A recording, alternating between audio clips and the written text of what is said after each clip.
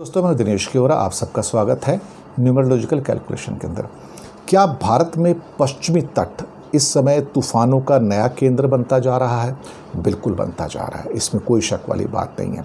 पहले फ्रीक्वेंसी पश्चिमी तट पर इतनी नहीं होती थी, बंगाल की खाड़ी में हुआ करती थी। चूँकि भारत 3 नंबर है और साल 5 नंबर है, तो बनने बिगड़ने की प्रक्रिया जारी है।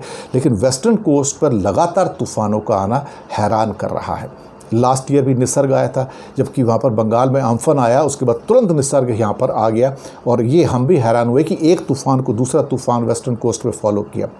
वेस्टर्न कोस्ट के तूफ़ानों की गति इतनी तीव्र नहीं होती थी, इतनी उस पर इंटेंसिटी नहीं होती थी, लेकिन इस बार जो तौकते आया है अभी, इसने सब लोगों को हैरान कर दिया है।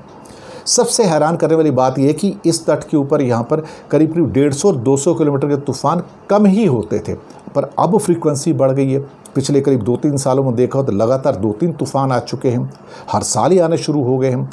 और एक जो चीज़ परेशान कर रही है मौसम वैज्ञानिकों को, वो ये है कि ये तीव्र गति से आते हैं और तीव्र गति से अति तीव्र गति में कुछ ही घंटों में परिवर्तित हो जाते हैं।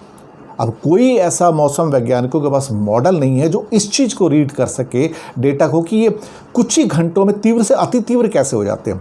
अंदाज़ा था कि जो तौकते 150-160 किलोमीटर तक आएगा, पर ये 190-200 तक टच करने को पहुंच जाता है वहाँ पर। तो एकदम से कुछ ही घंटों में ये और इंटेंस कैसे हो जाता है?